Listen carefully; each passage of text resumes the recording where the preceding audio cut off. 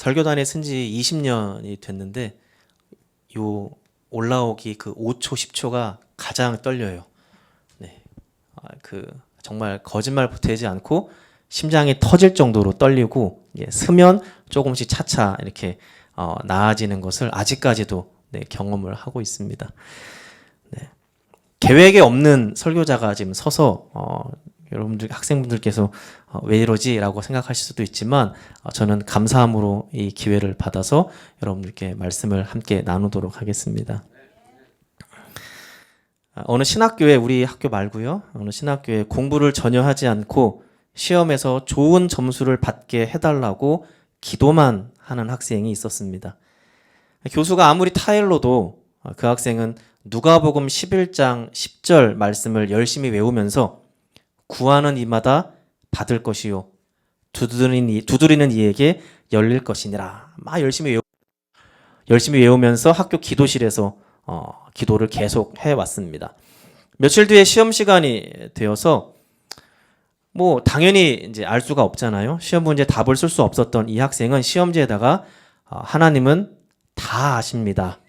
라고 한 문장만 써놓고 교실을 나갔습니다. 교수님이 채점을 하다가 그 시험지에 이렇게 썼다고 합니다. 하나님은 다 아시니 100점, 학생은 다 모르니 빵점. 우리가 간혹 신앙생활을 할 때 이러할 때가 좀 있는 것 같아요. 그러니까 내가 노력을 해야 되는 부분까지 하나님께서 해결해 주시기를 기대하고 생각할 때가 있다는 것이에요. 제가 한국에서 사역할 때 이런 일이 있었어요. 제가 이제 들은 이야기고요. 어느 남자 청년이 중국 선교사가 되기 위해서 오랫동안 몇 년 동안 기도를 해왔습니다.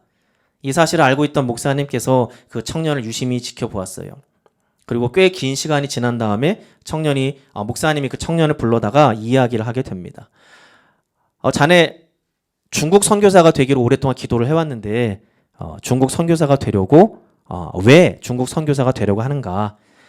네, 목사님. 제가 하나님께서 제 마음에 중국을 향한 뜨거운 마음을 주셨습니다. 목사님이 다시 물어봐요. 그러면 자네는 중국 선교사가 되기 위해서 무엇을 준비하고 있는가? 그 청년이 또 대답을 합니다. 네, 저는 지난 몇 년 동안 중국 선교사가 되기 위해서 매일같이 새벽 제단을 쌓으며 기도를 드리고 있습니다. 목사님이 다시 물어봐요. 자네는 그럼 중국어는 할 줄 아는가? 청년이 대답합니다. 네, 저는 하나님께서 저를 중국 선교사로 사용해 주시기를 오랫동안 기도해 왔습니다. 그러자 목사님이 그 청년에게 호통을 치면서 이렇게 말을 했다고 합니다. 자네는 중국어 한마디 하지 못하면서 어떻게 중국 선교사로 가겠다는 것인가? 자네가 중국 선교사가 되기로 하나님께서 마음을 주셨다면 자네가 할 수 있는 최선의 노력을 다해서 중국 선교사로서의 준비를 다 해야 되네. 그 첫 번째 길이 바로 중국어를 배우는 길이네. 자네는 중국 선교사로 쓰임받기에는 아직 멀었다네. 라고 대답을 했다는 거예요. 하나님께서 사용하시는 사람은, 하나님께서 하나님의 나라를 위해서 사용하시는 사람은 기도만 하고 있는 사람이 아닙니다. 하나님이 주신 그 마음을 통해서 자신이 무엇을 노력하고 무엇을 준비해야 되는지 알고 그대로 열심을 다해 준비하는 사람을 하나님께서 사용하실 것입니다. 중국 선교사가 되고 싶다면 열심히 중국어를 배우고 중국 문화를 배우고 그리고 찬양 사역자가 되기를 원한다면 매일같이 노래 연습을 하며 악기 연수를 해야 되고 목회자가 되기로 소명을 받았다면 매일같이 말씀과 기도에 침잠해야 되고 신학 서적을 독파하기 위해 게을리 하지 말아야 될 것입니다. 자신이 이러한 준비를 전혀 하고 있지 않다면 하나님께서 얼마든지 주권대로 사용할 수 있지만 어쩌면 하나님께서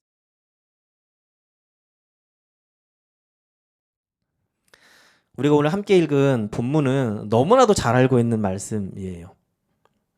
예수님께서 세례 요한이 헤롯에게 잡혔다는 소식을 듣고 갈릴리 지역 가버나움으로 가게 되십니다. 그리고 이방의 갈릴리라고 불리우는 어둠에 앉은 사람들에게 하나님의 나라에 대해서 선포하시면서 회개할 것을 말씀하셨습니다. 갈릴리 해변을 쭉 다니시다가 예수님은 바닷가에서 베드로와 안드레를 만나셨습니다. 예수님은 어부였던 베드로와 안드레에게 나를 따라오너라 라고 말씀하셨습니다. 예수님의 말씀을 들은 베드로와 안드레가 그물을 버려두고 예수님을 쫓았습니다. 그리고 조금 더 가다가 예수님이 야고보와 요한도 만나셨습니다.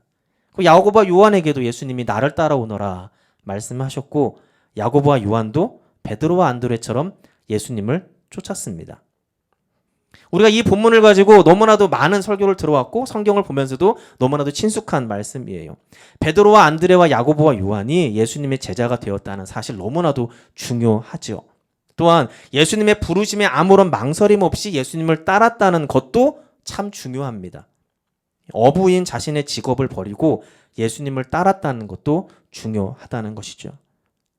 하지만 중요한 것은, 어쩌면 더 중요할 수 있는 것은 예수님께서 베드로와 안드레와 야고보와 요한이 뭘 하고 있을 때 부르셨느냐 하는 것이에요. 먼저 18절에 이렇게 말씀합니다. 갈릴리 해변에 다니시다가 두 형제 곧 베드로라 하는 시몬과 그 형제 안드레가 바다에 금을 던지는 것을 보시니 저희는 어부라 이렇게 말씀합니다. 그러니까 예수님께서 베드로와 안드레의 어떤 모습을 보셨냐면 바다에 그물을 던지고 있는 모습이었습니다.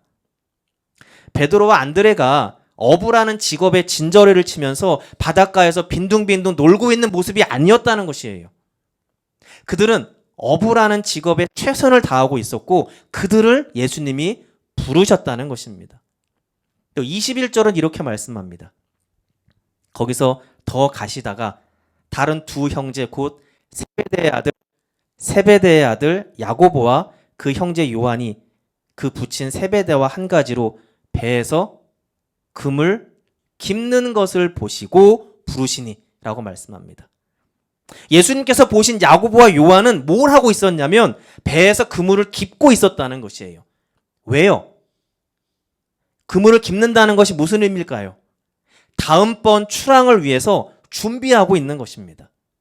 헐거워지거나 끊어진 그물을 기워서 다음번 그물을 던질 때 유용하게 사용하기 위해서였습니다. 예수님은 자신의 직업에 최선을 다하고 있는 야고보와 요한을 제자로 부르신 것입니다. 예수님께서 베드로와 야고보, 안드레, 요한 이들을 제자로 부르신 이유는 물론 예수님의 전적인 주권으로 이루어진 일이지만 그 한편에는 이들이 자신에게 맡겨진 일에 최선을 다하고 있었기 때문으로 볼 수 있습니다. 예수님은 그 모습을 보시고 예수님의 제자로 삼으신 것입니다. 마태도 예수님의 제자였어요. 마태도 다른 제자들처럼 예수님의 부르심을 받았습니다. 마태복음 9장 9절에요. 이렇게 말씀하고 있습니다. 예수께서 마태라 하는 사람이 세관에 앉은 것을 보시고 이르시되 나를 쫓으라 하시니 일어나 쫓으니라 말씀합니다. 예수님께서 마태도 부르셨는데 마태는 세리로서 세관에 앉아서 자기의 일을 하고 있었습니다.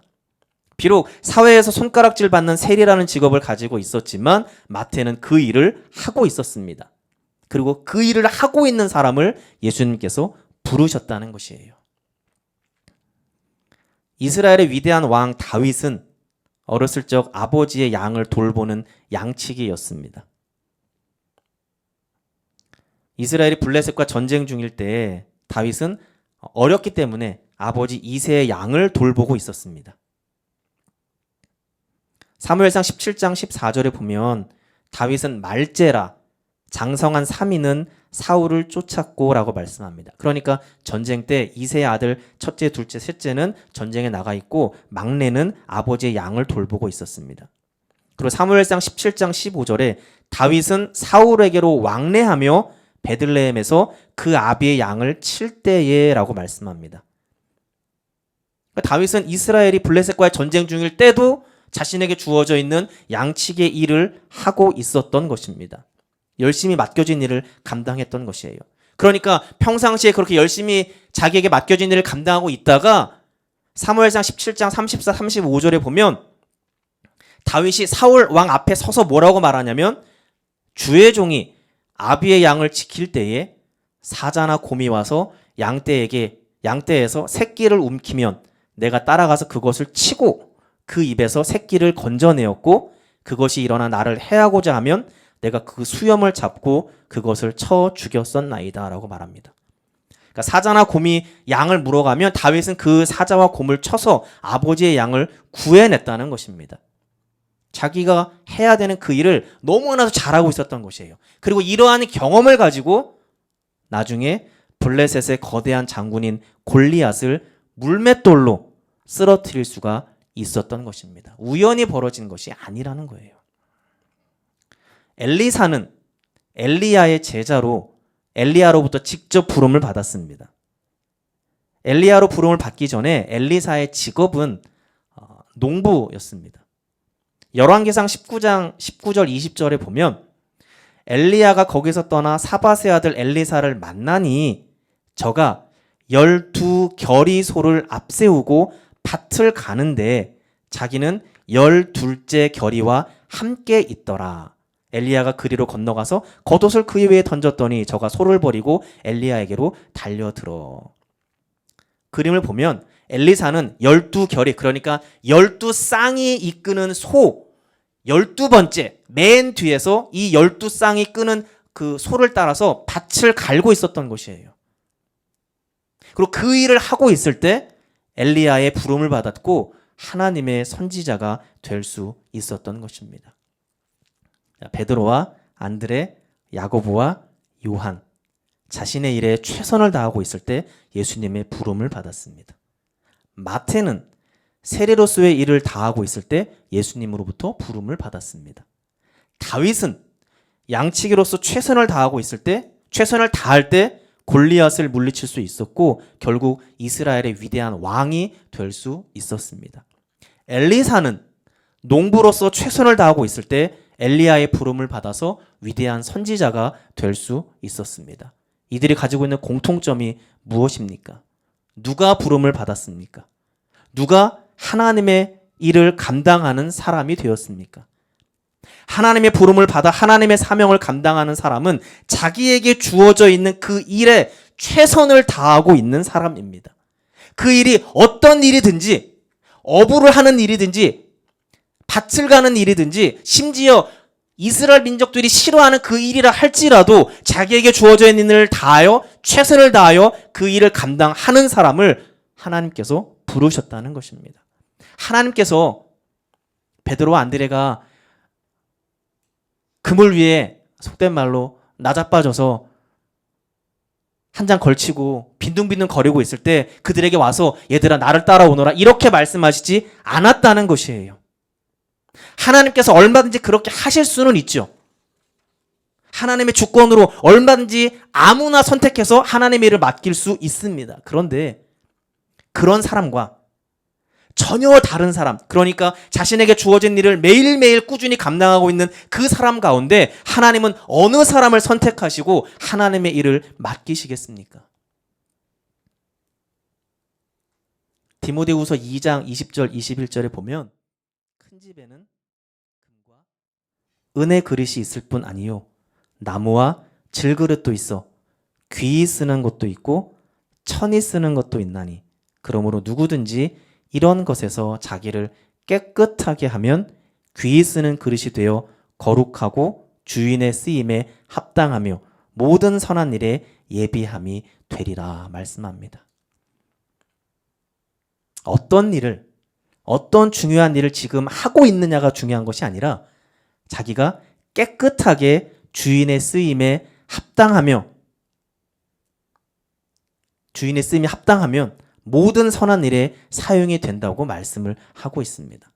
무슨 일을 하든지 그 일이 얼마나 대단한 일인지 아닌지 그 일이 세상에서 알아주든지 알아주지 않던지 그것에 최선을 다하는 사람, 그 사람이 깨끗한 그릇이어서 하나님께서 그 하나님의 일을 위하여 사용하신다는 것입니다.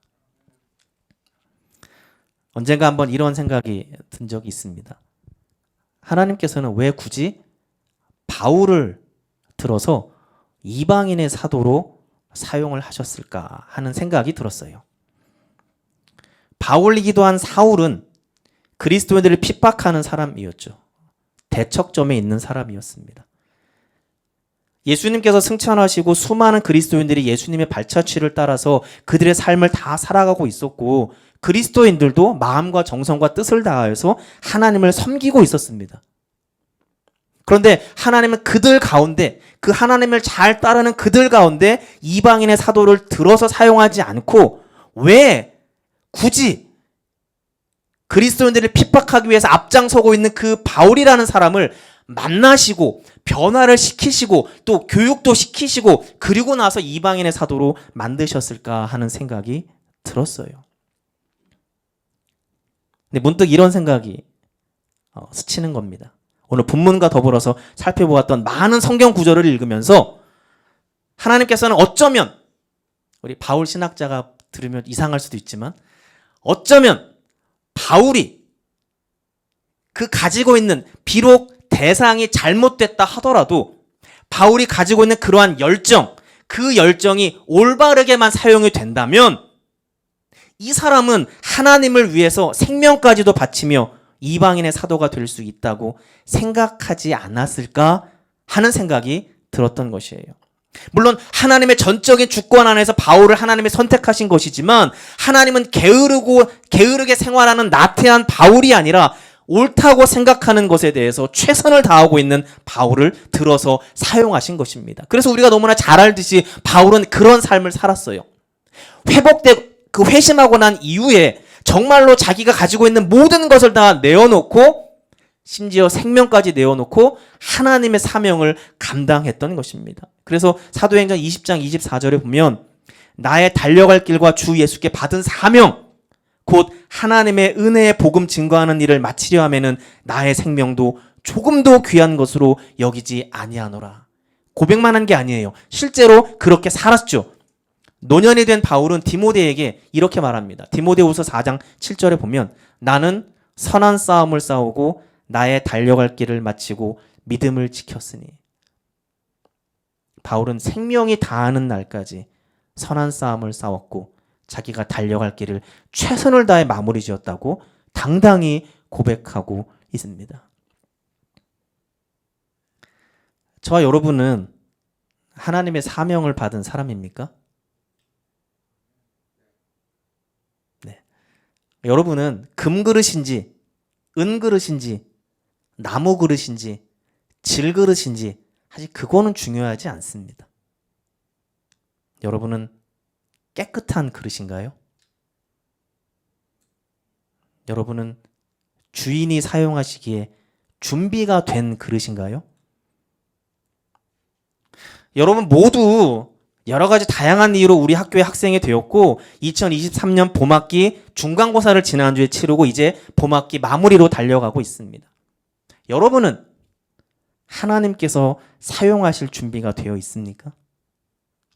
여러분은 하나님의 나라를 위해서 사용될 준비를 지금 하고 계신가요? 동물의 왕은 누군가요? 사자예요. 사자와 같이 무서운 동물은 호랑이죠. 근데 사자나 호랑이도 무서워하는 동물이 있답니다. 코뿔소예요. 왜냐하면 코뿔소가 보통 여간내기가 아니기 때문입니다. 코뿔소는 시력이 좋지 않다고 앞에 있는 가까운 물체밖에 보지 못한다고 합니다. 전방 시력이 5m 정도밖에 되지 않는다고 합니다. 그러니까 저하고 저 카메라하고 이 정도 거리밖에 안 되는 거예요. 근데 코뿔소는 목표가 정해지면 자기가 가야 할 곳이 정해지면 좌우를 살피지 않고 앞만 보고 전력 질주를 한답니다. 얼마나 빨리 달릴까요? 코뿔소는 시속 25마일에서 40마일 정도로 달린다고 합니다. 40km에서 60km 정도로 달려요. 그렇게 빨리 달리는데 시력이 5m밖에 못 보면 그 이후에는 보이지 않으니까 어떡하겠어요? 그냥 갖다가 들이받는 거예요. 그래서 사자와 호랑이도 코뿔소가 그런 상황이 되면 겁나서 뒤로 물러나게 되는 것이죠. 눈앞에 장애물이 보여도 코뿔소는 앞으로 전진만 한다고 합니다. 코뿔소는 강철 같은 뿔과 갑옷 같은 피부를 가지고 어떤 장애물도 피하지 않고 앞으로 전진을 한다고 합니다.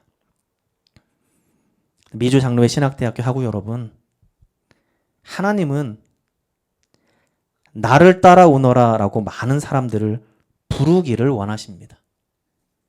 그런데 하나님은 아무나 부르시지는 않을 것입니다.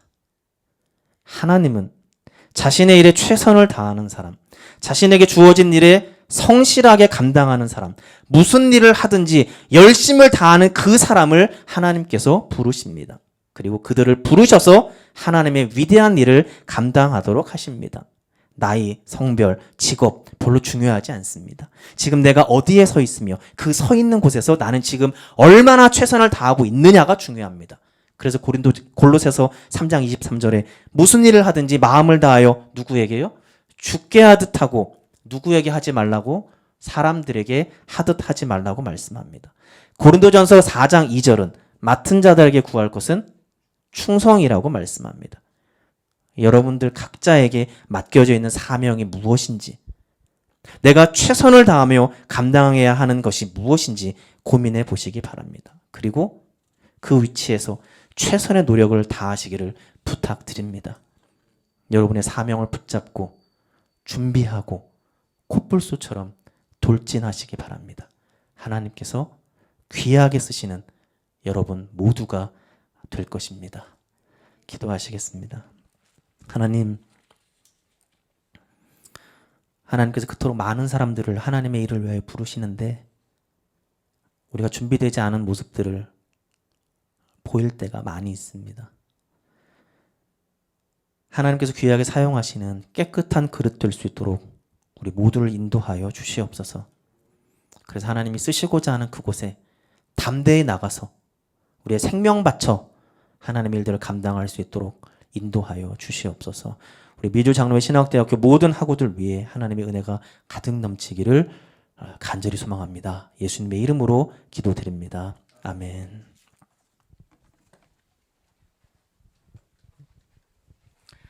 네, 귀한 말씀 전해주신 우리 고종필 교수님, 목사님께 감사드립니다. 말씀하신 것처럼 원래 예정돼 있던 설교자분이 계셨는데 주중에 코로나가 걸리셔가지고 제가 지난주에 갑자기 이렇게 부탁을 드렸어요. 근데 너무너무 귀한 말씀, 도전이 되는 말씀해 주셔서 감사합니다.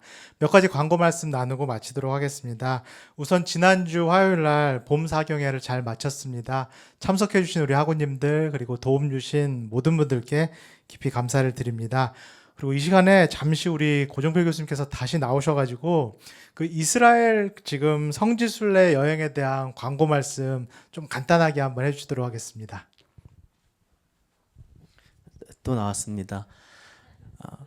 저희가 6월 달에 이스라엘 성지순례를 가게 되는데요. 학교에서 이렇게 학교 전체적인 행사로 이제 성지순례를 가는 것은 올해가 처음이고 앞으로 매년마다 6월쯤에